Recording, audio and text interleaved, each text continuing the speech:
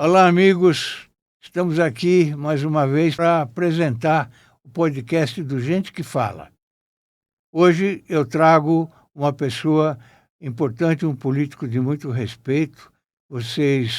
Eu vou aqui contar a história dele, uma história maravilhosa durante esse período todo que vivemos aí na política, e ele é uma pessoa muito bem-sucedida. Estou falando do meu amigo Marco Sintra, o homem do Imposto Único, que todo mundo lembra.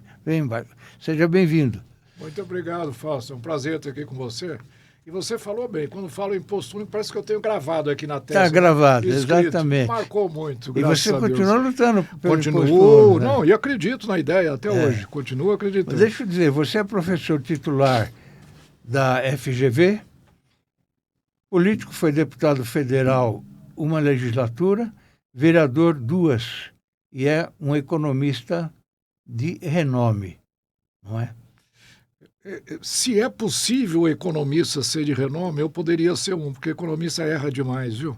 O economista é o tipo da profissão que está um pouco desacreditada hoje. Fazem muitas projeções e acertam pouquíssimas delas. Nós vamos falar isso ainda hoje, principalmente a respeito do que está acontecendo hoje no nosso país, né? Ótimo, vamos sim.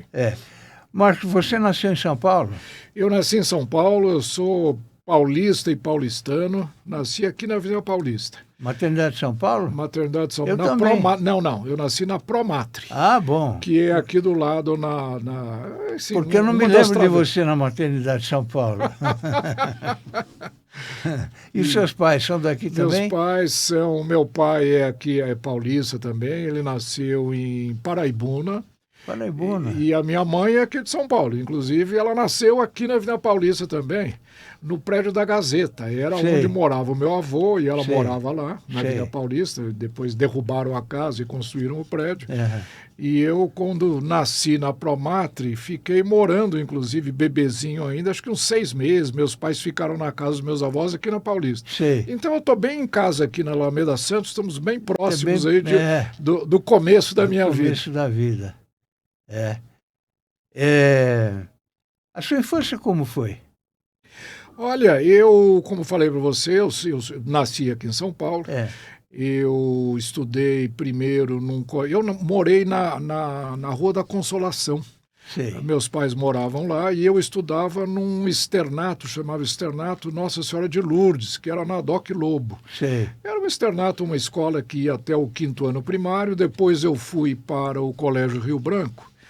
E no meio do curso do clássico que eu fazia no Colégio Rio Branco, eu acabei... Antigamente era clássico ou científico? Pois era, clássico ou científico que tinha. Eu escolhi o clássico, eu pretendia ser advogado na época, mas o meu pai morava no Líbano, ele foi embaixador no Líbano nesse período, e eu acabei, então, indo para o Líbano no meio do meu curso do clássico.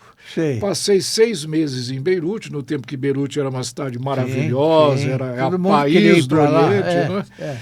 E estudei num colégio jesuíta lá durante 6 meses e depois acabei indo para um colégio interno na Inglaterra, fiquei 2 anos, depois eu fui para os Estados Unidos fazer universidade e acabei ficando 12 anos fora do Brasil. Puxa vida, mas para sua formação foi maravilhoso, né? Foi muito bom, mas logicamente eu tive nesse período, né, eu fiquei até uns 15 anos aqui em São Paulo, mas depois praticamente eu tive a minha formação no exterior, mas voltava sempre muito atualizado, vinha passar férias aqui todas as vezes que podia, acompanhava a vida brasileira, então eu fiquei longe, mas ao mesmo tempo muito próximo por causa Naquele tempo a comunicação era muito mais difícil, né?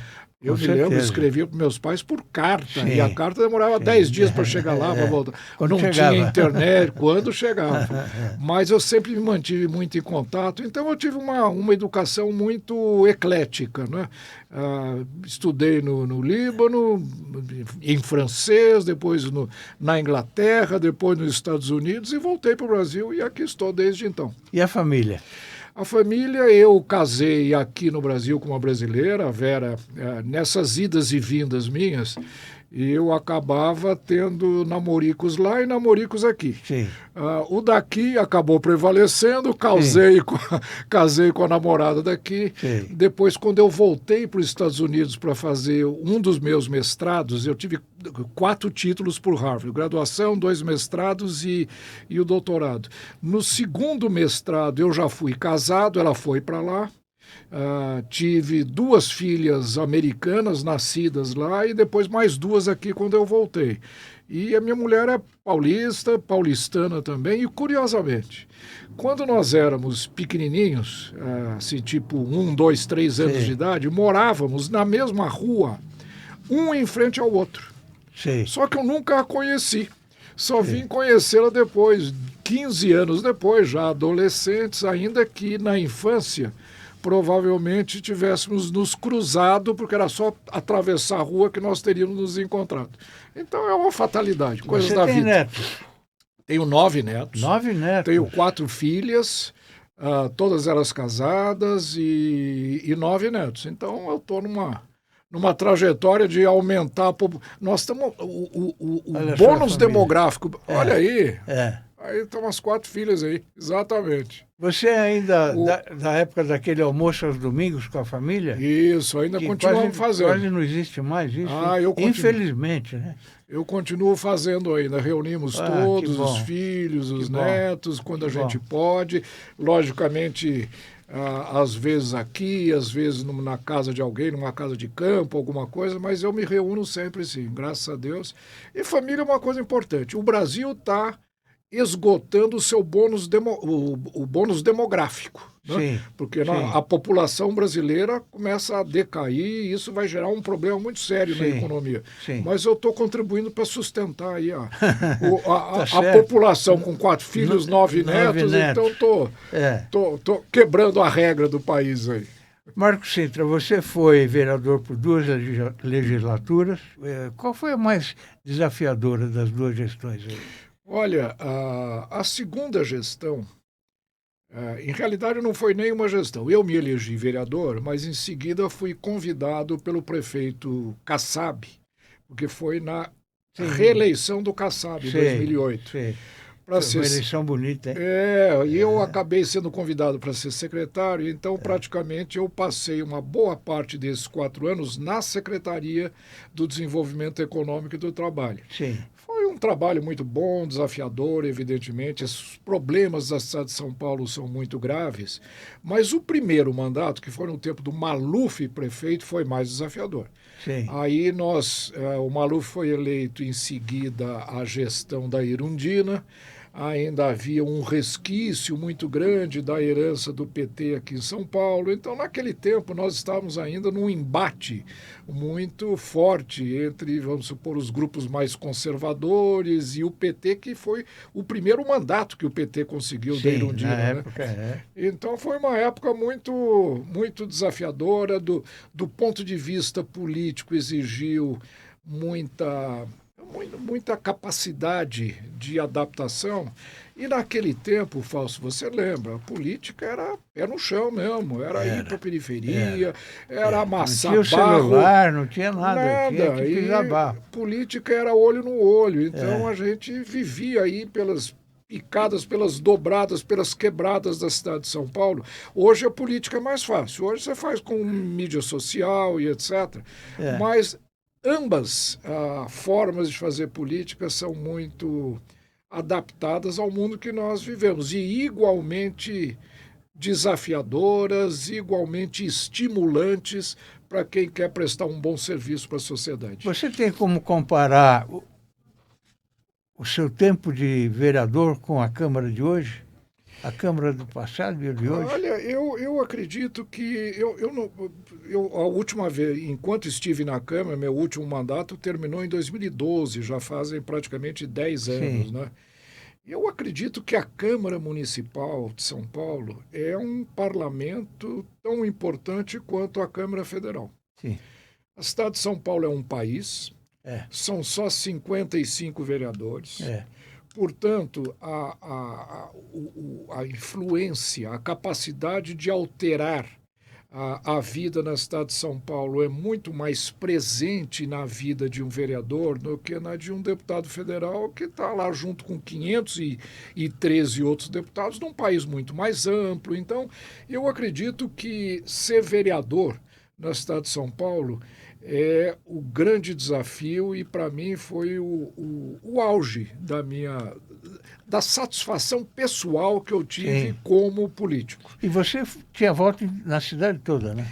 Pois é, eu fui um vereador e um deputado também. Eu não tenho propriamente um reduto, né? Uma Sim. região Sim. aonde eu tenha mais voto. Eu sou tipicamente um político de opinião, Sim. aonde Então tem voto na eu cidade penetro em várias É. camadas sociais, É. econômicas, porque eu não faço uma política, digamos, local, assistencialista, como legitimamente outros vereadores fazem.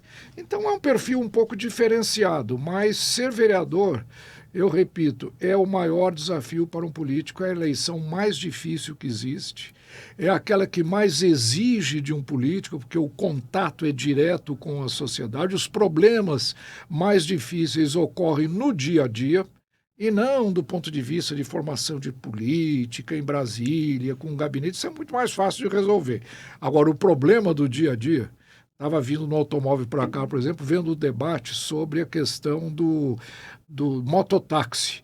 Quer dizer, esse é um problema dificílimo de resolver. Sim. Pode não ser intelectualmente assim tão estimulante quanto fazer política econômica, política tributária, mas é uma coisa que tem uma influência direta na vida da sociedade e de difícil solução. Por um lado, você tem aqueles que querem trabalhar, precisam.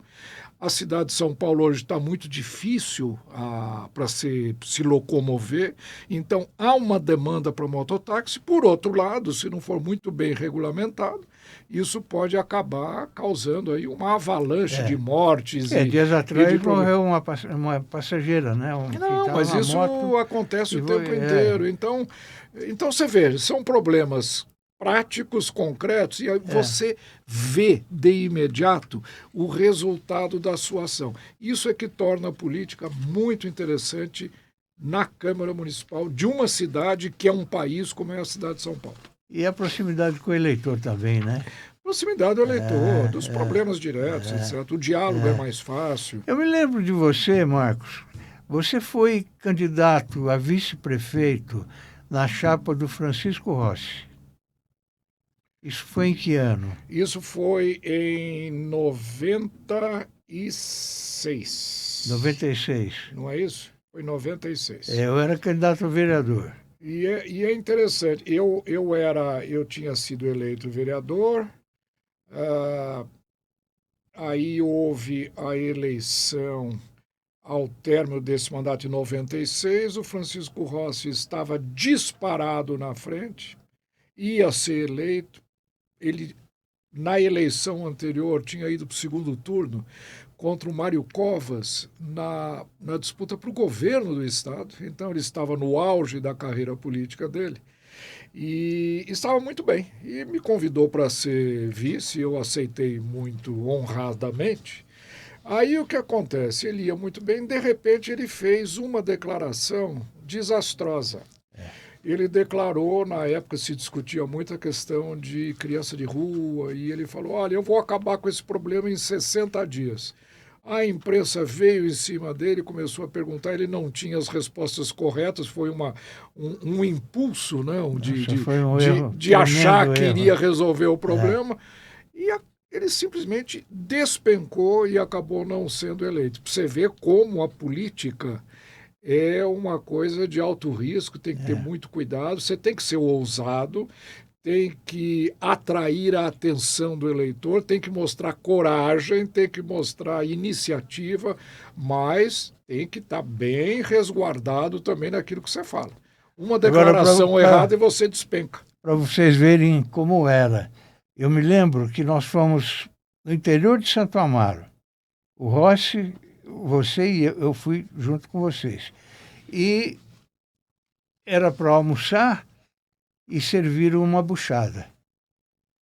E aí o Rossi ficou meio assim, não sabia se comia você também, e eu também, né? Aí não comemos a buchada, nós comemos outra coisa lá, que prepararam na hora para nós. Eu nunca mais esqueci isso, porque faz parte da campanha, né? Faz Olha, parte da campanha. não só faz parte da campanha, como a gente tem. E aí foi uma boa lição. Que eu me lembre desse dia, realmente nós demos uma desculpa e não comemos buchada.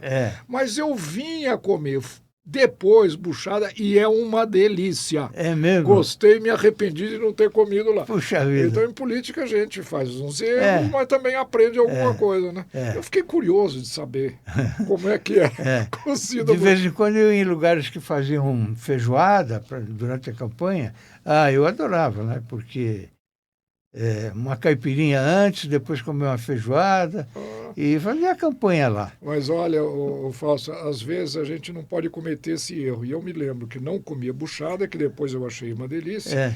Em compensação, uma vez estava no Hotel Plaza, em Paris, que é um restaurante mais caro do mundo. Pedi um prato que eu achei que era muito gostoso que vi e achei um horror, era testículo de boi. Aquilo realmente não era bom, era maçudo, nervo, aquilo. E veio aí, né, um prato caríssimo, com garçons de luvas servindo. Então, a gente não pode se impressionar não com o aspecto e nem com a origem do alimento. Mas você comeu? Comi muito a contragosto, né? Aí eu não quis cometer o mesmo erro de não comer e falei, de repente eu gosto e comi, mas não gostei não. Aquela não foi uma boa experiência. Não vai comer nunca mais isso. Olha, você foi autor do projeto de lei 259/94, que criou em 95 o CEPAC, que significa Certificado de Potencial Adicional de Construção.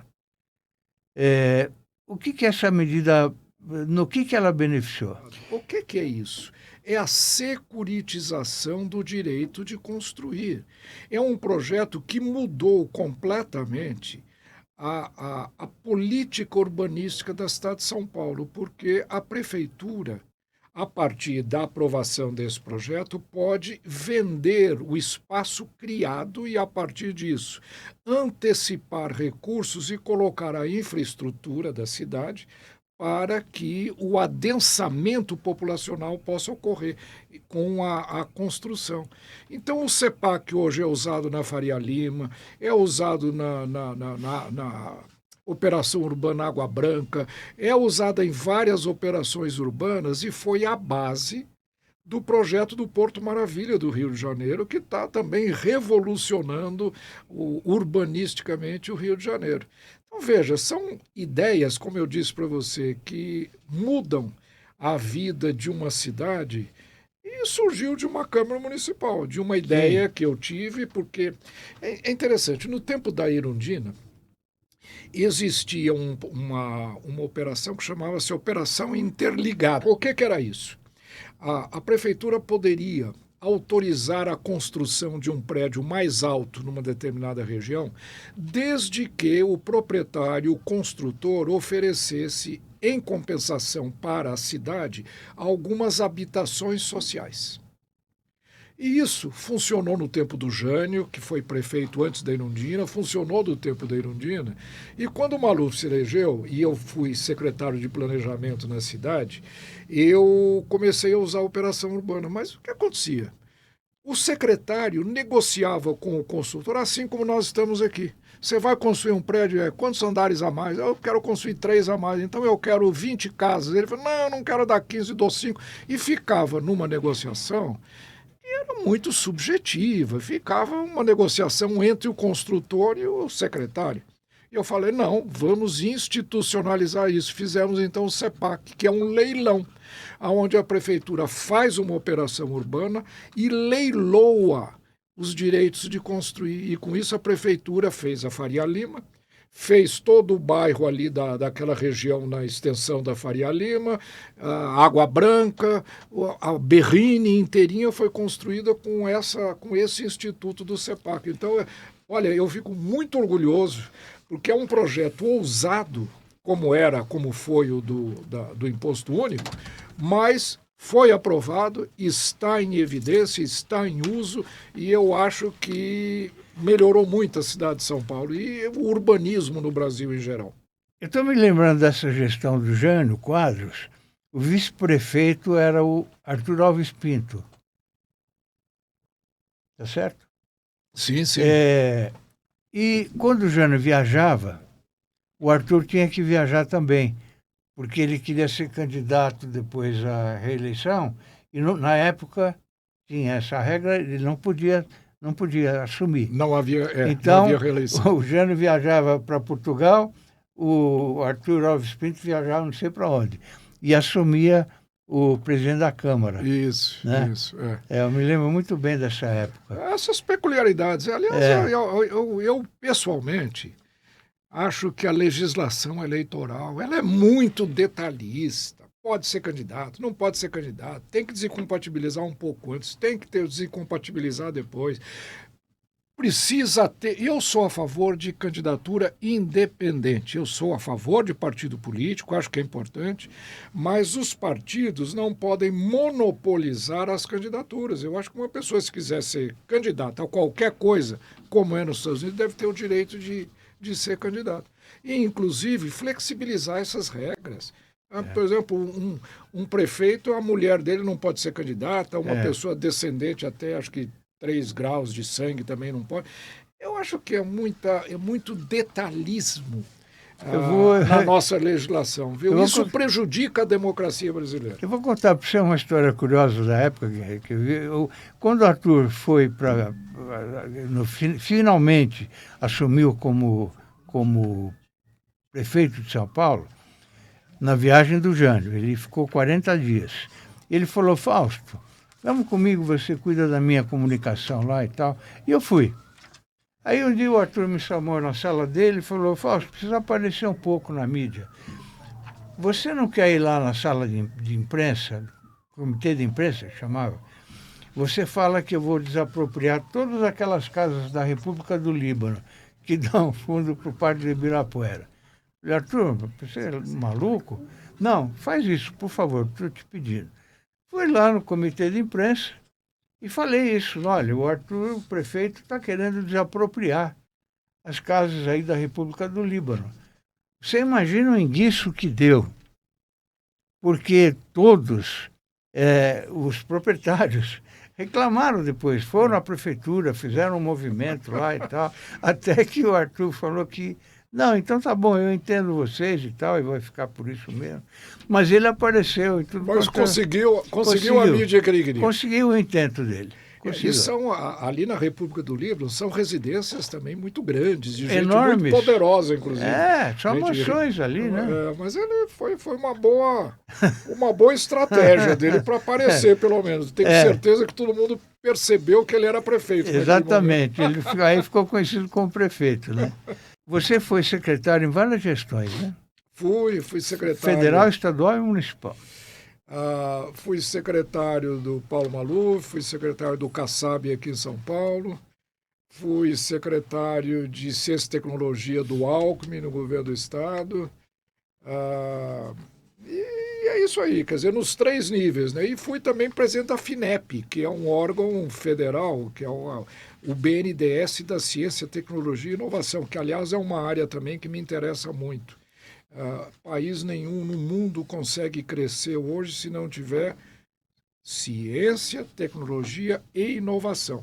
Sim. E, infelizmente, o Brasil não dá o valor à questão da tecnologia no seu desenvolvimento econômico e coloca a tecnologia como uma área secundária, como uma área praticamente acessória. Sim. Na política econômica. E hoje o mundo moderno, o mundo digital, coloca a tecnologia em primeiríssimo lugar. Então, eu também tive uma passagem nesse setor que eu acho que precisa ser resgatado hoje. Agora estamos falando de hoje, atualizando essa conversa. O Brasil tem condições de ser um líder em ciência, tecnologia e inovação. Temos excelentes universidades, temos a formação muito boa da elite brasileira. Não existe um hospital no exterior, um centro de pesquisa, uma universidade onde você não veja pencas de pesquisadores brasileiros, cientistas brasileiros, mas eles vão para o exterior porque não são aproveitados aqui. Essas teria sido, né, se nós tivéssemos... É uma pena isso. Né? Não, é uma coisa... Então foi uma passagem também que eu tive na área de ciência e tecnologia e na área tributária. São as duas áreas onde que você domina. Não sei se domina, onde eu sou um curioso e eu gosto de mexer bastante, mas... E com o Kassab você foi secretário municipal de desenvolvimento econômico, né? Também. Do desenvolvimento econômico, que trabalho com o Kassab, e de planejamento com o Paulo Maluf. E fui secretário também de finanças em São Bernardo do Campo. Isso eu não sabia. Na gestão do DIB, né, do William DIB. Sim. E isso foi 2008, 2010, 2004 até 2008, mais ou menos. E que também foi uma experiência interessantíssima, porque lá é o berço do PT. Sim. Né?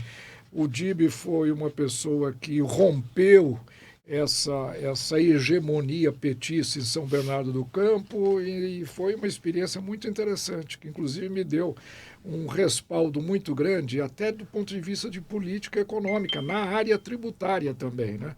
São cidades altamente industrializadas e que estão passando por um processo de desgaste, de desindustrialização muito forte. E são desafios tributários e econômicos também muito, muito grandes. Marcos Sintra, como é que você analisa a gestão do ministro Haddad da Fazenda? Olha, essa é uma pergunta que você vai me colocar meio de saia justa aqui, porque a minha avaliação, ele é um rapaz inteligente.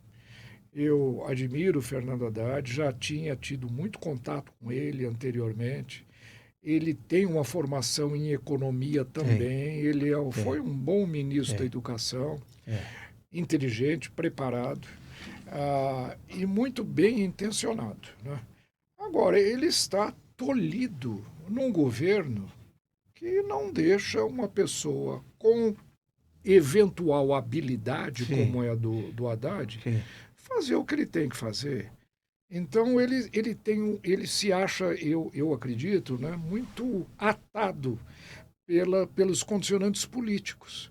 Eu tenho certeza que o Haddad poderia ser um bom ministro. Ele não é um ministro da linha de gasto é vida, como a ala política do PT acredita, que política econômica é gastar, gastar, gastar, distribuir dinheiro, fazer uma política assistencialista e que isso leve ao desenvolvimento econômico. Ele não pensa assim. Ele gostaria, acredito eu, de ter uma economia bem formatada, onde o estímulo à poupança, ao investimento e à produção e geração de emprego sejam estimulados, mas eu acho que ele está sendo muito inviabilizado pelas condicionantes políticas e está errando muito em função dessas exigências que estão sendo colocadas em cima dele. Então nós estamos vendo um governo que praticamente não tem uma política de desenvolvimento, tem uma política apenas de distribuição de renda, não se preocupa com o amanhã. O amanhã vai ser uma questão para ser resolvida para outros administradores e isso pode prejudicar muito para o Brasil. O país, né? Agora, o Brasil, Fausto, é uma coisa interessante, né? Está aturando desaforos há décadas. Sim. E sobrevive. Sim. O Brasil é um país muito rico.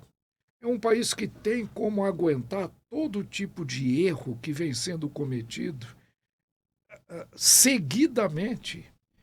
E graças ao quê? Ao seu potencial, tem uma elite bem formada, tem uma capacidade empresarial muito boa, tem um nível de formação universitária adequado. Logicamente, precisamos melhorar a educação básica fundamental, mas em setores da economia o nível educacional é muito bom. Temos uma riqueza natural excepcional, temos mercado, temos extensão geográfica, temos tudo. É o que eu estou falando, é um país muito rico. E a única razão pela qual, apesar de todos os erros de política econômica, se nós formos olhar hoje numa fotografia, não num filme, numa fotografia, o país está indo bem. Está crescendo mais do que os Estados Unidos e que a Europa no ano passado, esse ano vai crescer. Temos um nível de reservas volumoso de quase 400 bilhões de dólares. Temos uma inflação sob controle, desemprego baixo.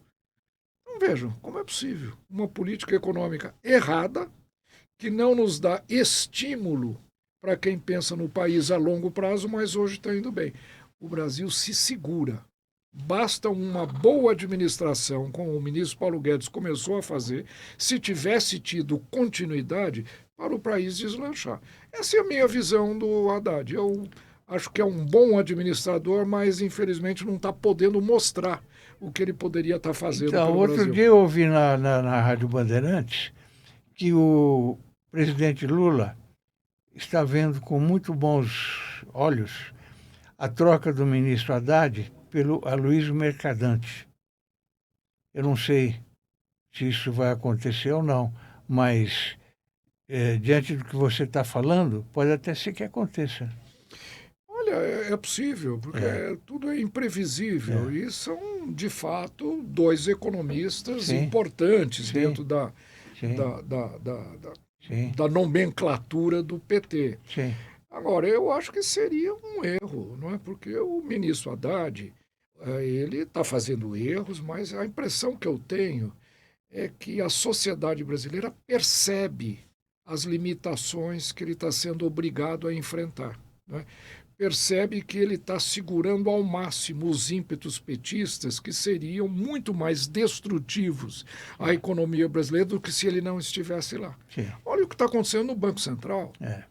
O Banco Central está seguindo, basicamente, uma mesma linha que o Roberto Campos Neto estava seguindo antes, com uma pessoa que aparentemente seria disruptiva do ponto de vista de política econômica. Não, eu acho que ele e o ministro Haddad são economistas que percebem com muita clareza as limitações de medidas mais ousadas e irresponsáveis. Então, eu acho que seria um erro se ele fosse trocado, criaria mais insegurança e mais incertezas do que nós já temos na economia brasileira. E tudo por questões políticas apenas, né?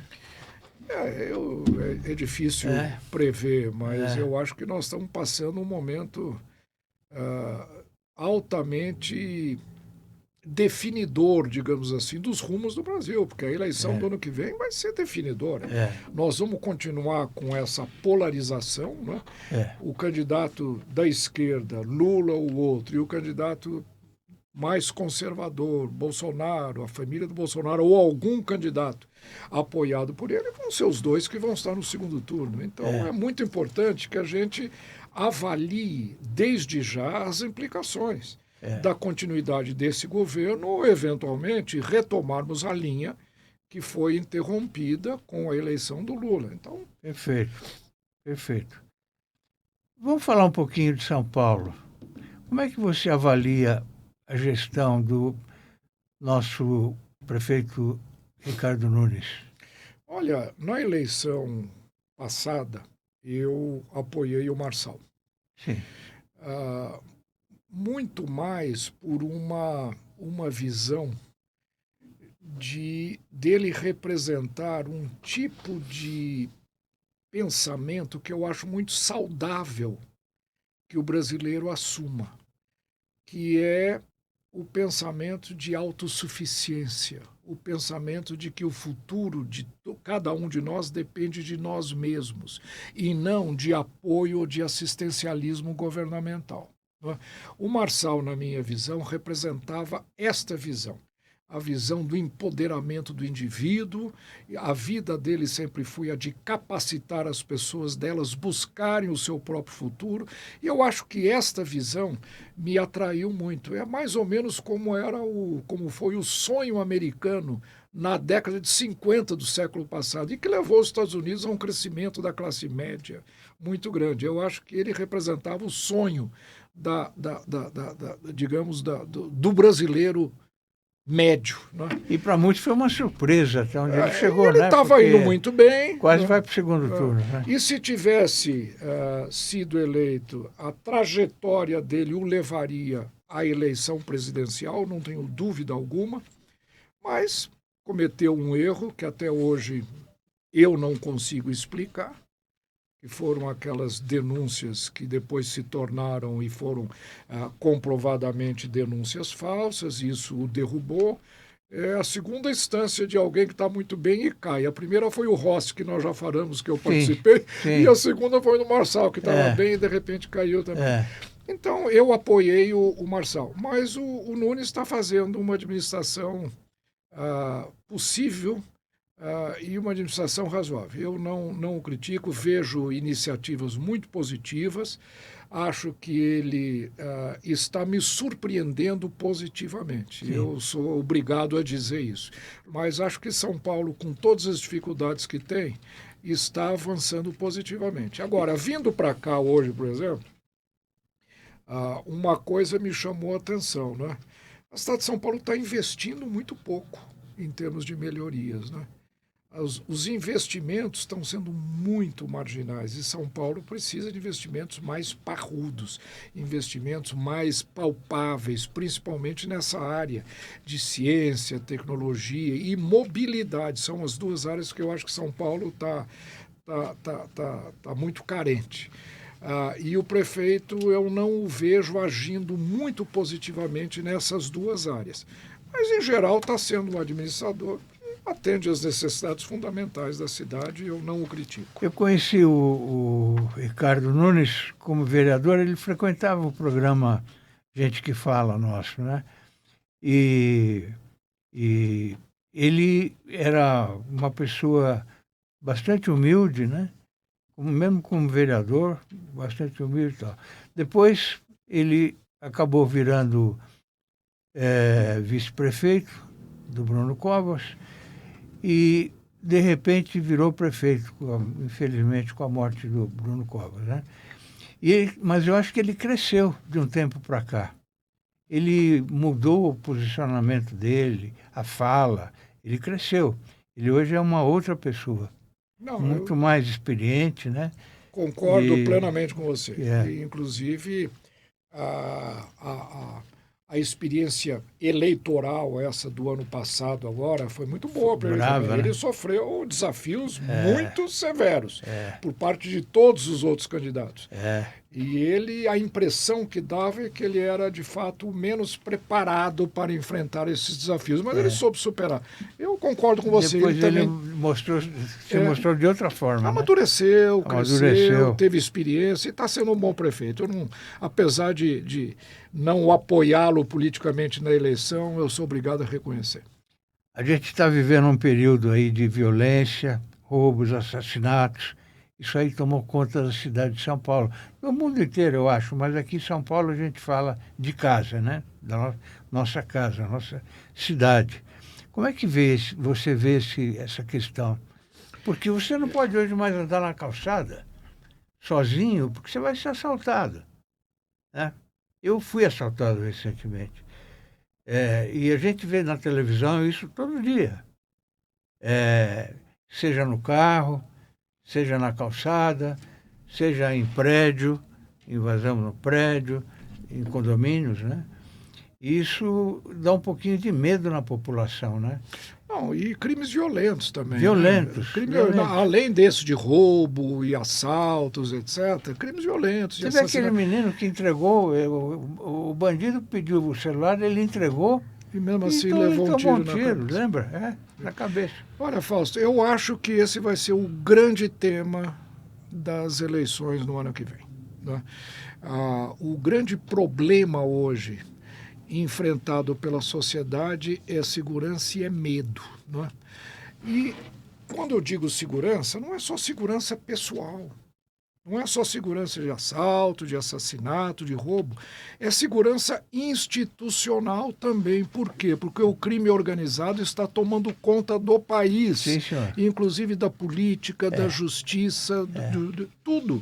Então, eu vejo que segurança, lato sensu, vai ser o grande tema da próxima campanha. Vai superar a questão econômica, vai superar a questão da saúde, da educação, porque eu acredito até que a sociedade brasileira está amadurecendo para todos esses outros problemas. Né? Já sabe a importância deles e sabe como atacá-los adequadamente. Agora, a questão da segurança inclusive institucional, do crime organizado, é que está nos pegando de calças curtas. A sociedade brasileira não está respondendo adequadamente a esse desafio. E o crime organizado está no país todo, né? Todo. E está tomando conta de todas as esferas, inclusive na esfera privada. Por exemplo, há quem diga, não posso comprovar, de que o comércio de combustíveis de postos de gasolina está hoje 30% na mão do crime organizado. Os postos de gasolina, 30%, aparente, é o que dizem, pertencem ao crime organizado. Existem outros setores... Empresas de ônibus, né? Empresa de transporte, empresa de ônibus, está na mão do crime organizado. Então, eles estão tomando conta da economia, da política, da justiça e, evidentemente, das ruas, na medida em que ameaça até a sobrevivência e o nosso patrimônio. Né? Nessa área aí a gente está meio na beira de um abismo, né? E olha, a questão da segurança vai além. Olha o MST. A segurança, a propriedade privada, que está sendo estimulada pelo governo. O presidente da República vai ao exterior e leva o presidente do MST, que é um movimento que invade propriedades privadas, na sua comitiva oficial. Isso também é uma questão de segurança. Então, veja, segurança como um grande tema vai ser o mais importante nas próximas eleições. Vamos ver quem tem a resposta. Eu acho que essa vai ser a grande demanda. E eu estou vendo algumas movimentações acontecendo. Né? O Derrite, por exemplo, que é uma pessoa que, do ponto de vista da segurança, secretário de Segurança hoje, do governador Tarcísio, está se preparando para uma eventual candidatura ao governo do Estado de São Paulo, caso o Tarcísio vá para a presidência da República. É um forte candidato. Né? Eu vejo na área da campanha nacional... O Caiado é um candidato que não só tem um currículo muito bom na área de segurança para mostrar, porque ele resolveu, de fato, o problema de segurança no estado de Goiás, como está colocando isso como um dos pontos focais da sua campanha. Então, veja, eu estou vendo os candidatos aos principais postos no nosso país se posicionando nessa questão de segurança. No Rio Grande do Sul. O próprio Eduardo Leite, no Rio Grande do Sul, ainda que na área de segurança, eu não sei se ele tem o mesmo currículo que tem o Derrite e que tem o Caiado. Esses dois são claramente pessoas muito orientadas para essa área. Na questão do Senado, temos o Ricardo Salles, que também é uma pessoa muito ligada à área de segurança, se preparando até, não sei se para o Senado, até para o governo do Estado. Enfim, eu acho que esse vai ser o grande tema da campanha.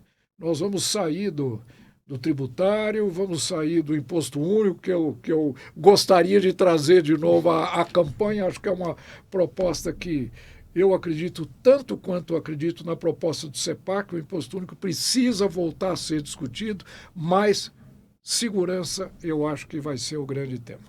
E falta apenas 1 ano e meio.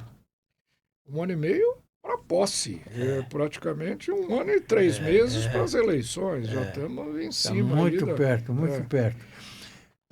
Agora sobre o chamado Trumponomics. Trumponomics.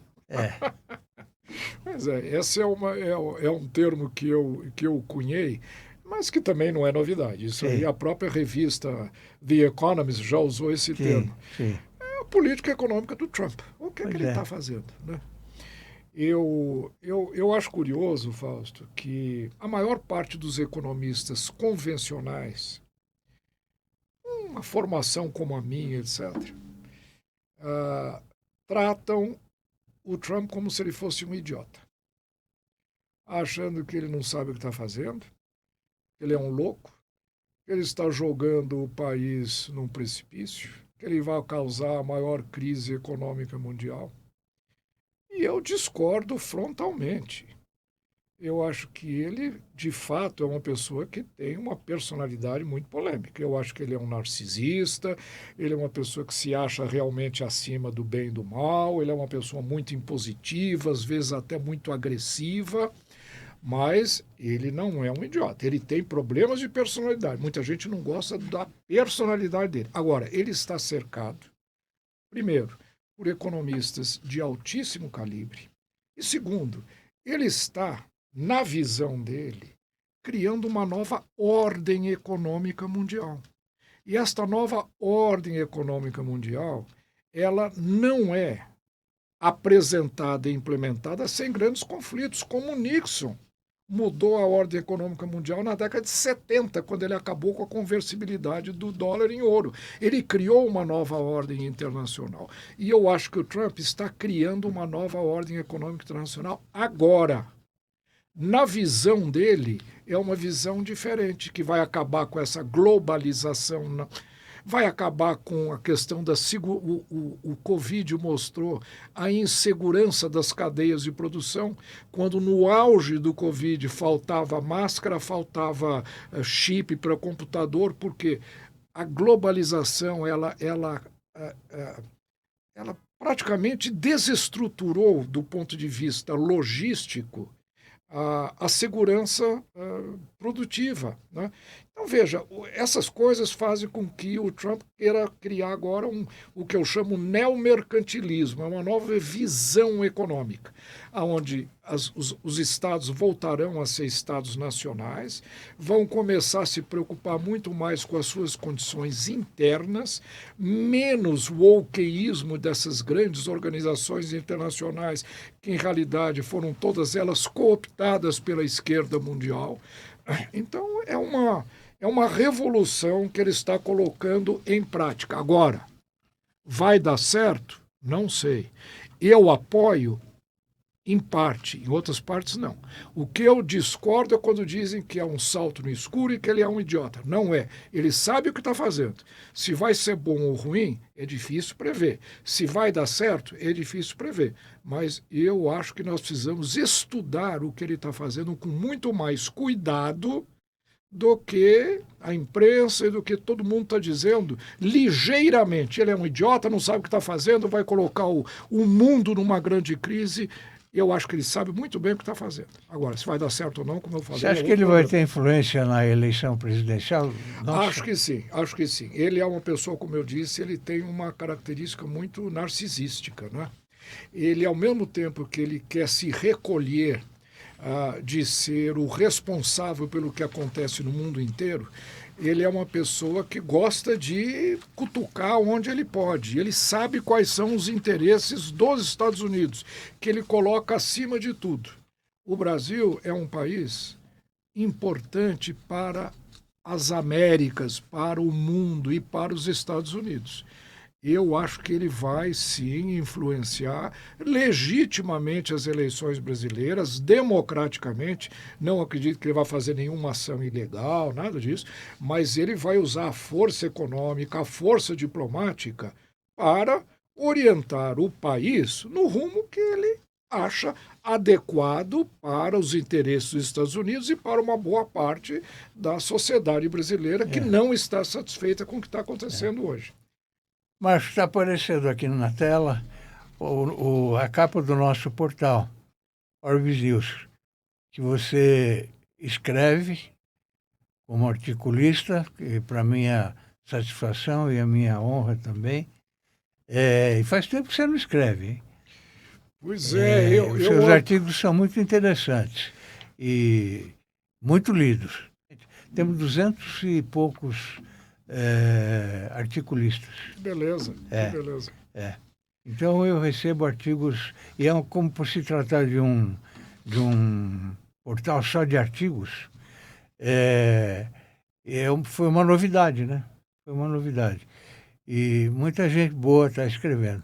Inclusive você já escreveu muito. Não, e eu vou voltar a escrever, Fausto. Eu me lembro que eu assumi um compromisso com você de mandar um artigo por semana. Poxa, será maravilhoso. Mas eu... Às vezes não dá tempo, né? Não, é que eu passei por um período agora, uma série de coisas importantes. Sim. Inclusive o período eleitoral lá atrás foi quando eu acabei descontinuando o envio dos meus artigos, mas eu vou retomar sim, até porque eu consulto e leio a Orbis News. É um dos grandes websites brasileiros onde você tem uma matriz de opiniões muito importante. Você não seleciona esse tipo de opinião. Você dá liberdade para todo mundo dizer o que quer. Escrever. E eu acho que esse é o grande mérito do Orbis News. E eu sou um leitor assíduo do Orbis News. Poxa vida, obrigado pelo elogio. Obrigado pelo elogio. Estão querendo aumentar o número de deputados federais de 513 para 531. A necessidade disso? Absurdo. Eu acho que esse é um assinte à sociedade brasileira. O custo de um deputado federal é gigantesco, não há necessidade disso. Se é para manter proporcionalidade, que se reduza o número de deputados. Eu acho que 513, tudo bem, já está aí, é um número suficiente. E o pior de tudo, Fácil, é que isso vai ter um efeito continuado em todas as outras câmaras municipais, em câmaras, em assembleias estaduais. Isso vai ter um efeito, um rastilho de pólvora que vai acabar amplificando a nossa classe política, que eu acho que está viciada. Eu sou contra político profissional. Eu acho que política é uma coisa que a pessoa deve fazer quando se sente motivada, ela entra, ela sai, ela dá sua colaboração e volta. Agora, criar mais 513, criar mais estrutura, mais cargos, isso vai, como eu falei, repercutir na sociedade inteira. Eu acho desnecessário e, no momento, inoportuno. Eu acho que é uma agressão ao eleitor brasileiro. Eu tenho a mesma opinião que você, mesmo. Esse livro, o que os contribuintes podem esperar da reforma tributária? Assinado Marcos Sintra, Cavalcante de Albuquerque. Pois é, Fácil. Olha, obrigado por colocar aí na sua tela o que mostra como você está atualizado, porque a primeira divulgação disso aconteceu ontem à noite, 8 horas da noite. É mesmo? É, eu anunciei o e-book. Ainda não divulguei, o e-book ele está em preparação, eu estou divulgando que em breve eu vou lançar esse e-book, que é uma análise da reforma tributária e os principais impactos que isso vai causar nas empresas, o que os contribuintes podem esperar da reforma tributária, e eu devo divulgá-lo provavelmente nos próximos 10 dias. Eu sou muito crítico da reforma tributária, já estou divulgando a existência do e-book e espero que ele colabore nesse debate. Mas eu posso antecipar para você o seguinte: essa reforma tributária, ela atende a uma demanda da sociedade, mas ela cria muitos problemas. Ela foi aprovada, do meu ponto de vista, de maneira assodada, foi pouco discutida. Muitos dos impactos que ela vai ter não foram devidamente analisados. Aí a razão de eu estar divulgando esse e-book para alertar os pontos que precisam ser alterados, precisam ser modificados. Há tempo para se fazer isso. Todo mundo quer uma reforma tributária, mas eu não teria feito o que o governo fez. O governo pegou o nosso sistema tributário, jogou no lixo inteirinho e criou um novo. Completamente desconhecido, completamente inovador, diferente do que nós temos, ignorou toda a experiência acumulada de 60 anos da nossa tradição tributária. O nosso sistema tributário é complexo e esse já nasceu complexo, não porque o sistema tributário é ruim, porque o Brasil é um país complexo. Qualquer sistema tributário aplicado a um país complexo acaba sendo complexo também. Isso é o que aconteceu no Brasil. Então, eu não teria feito isso que o governo fez. Criou um novo, isso vai demorar mais 10 ou 15 anos para nós conhecermos o impacto que esse sistema vai ter no país, na economia brasileira, e esses são os pontos que eu levanto aqui nesse e-book, que eu espero venha contribuir para o debate, para melhorar o sistema. Não sou contra a continuidade do sistema, não, mas nós precisamos alterá-lo em muitos aspectos, alguns deles extremamente importantes, e eu faço esse alerta nesse e-book. Ô Marcos, como foi o seu comportamento durante a ditadura, quando você lecionava? Olha, em realidade, eu não chamo o nosso período de ditadura. Eu chamo um período no qual nós tivemos um regime de força, mas que em realidade nasceu como uma contra-revolução, não como uma revolução. quando ele foi, o novo regime instaurado em 64, foi em resposta a um movimento altamente preocupante que se desenvolvia no Brasil. Ele nasceu com esse intuito e depois, dentro do próprio movimento, ele sofreu um endurecimento a partir da morte do presidente Castelo Branco e a partir daí nós tivemos realmente um regime de força, mas eu não diria que é uma ditadura com toda a força, com toda a violência que as ditaduras outras da América do Sul tiveram, né? Foi um regime, de fato, mais rígido, né? Mas eu não estava nesse período no Brasil. Ela durou até 1985, né? Mas eu, durante esse período, estive nos Estados Unidos como estudante, ia e vinha, mas eu vivi o finalzinho desse período. Quando eu voltei ao Brasil, eu entrei na Fundação Getúlio Vargas, e a Fundação Getúlio Vargas, curiosamente, é uma instituição que, apesar de ser uma instituição que defende valores empresariais, uma escola de administração de empresa, ela sempre foi muito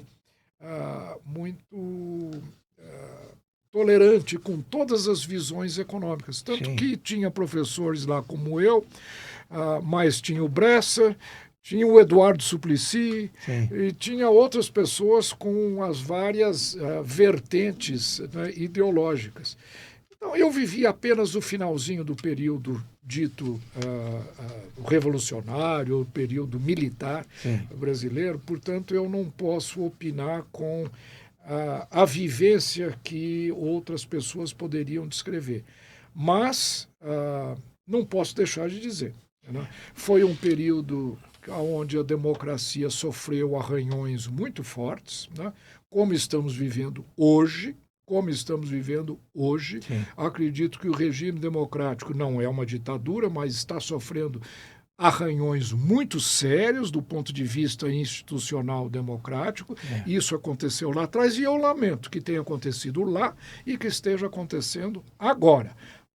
Mas o início do movimento que você chamou de ditadura, eu chamo de uma contra-revolução e como uma democracia, digamos, mais menos ou mais rigorosa com relação, ou mais, o termo não é, eu estou procurando o termo, ela foi mais rígida relativamente ao que seria desejável. Marco Sintra, nós chegamos ao final do programa. Teríamos muita coisa para conversar. Isso você poderá fazer em uma nova oportunidade, porque eu vou convidá-lo. Mas eu fiquei muito feliz com a sua presença. O espectador conheceu o Marco Sintra melhor, um pouco melhor, porque as pessoas vêm aqui e falam das suas atividades e tal, mas não gostam de falar muito da vida pessoal. E muita gente quer saber como é que não é esse pessoal que como são as pessoas, quais são os costumes e tal. Então, isso é muito importante na política, inclusive. Exatamente. O brasileiro acha que a vida política é a vida pública e que a vida privada não tem nada a ver. Não, a pessoa é a mesma. O comportamento que ela tem na vida privada, ela vai ter na vida política também e vice-versa. Então, é muito importante que as pessoas se desnudem frente ao eleitor, coisa que você está fazendo muito bem. Parabéns. Obrigado. Eu só vou lembrar para o telespectador, para não deixar de se inscrever no nosso podcast e acionar o nosso sininho. Eu agradeço muitíssimo mesmo a sua presença e me despeço do espectador. Até amanhã, se Deus quiser.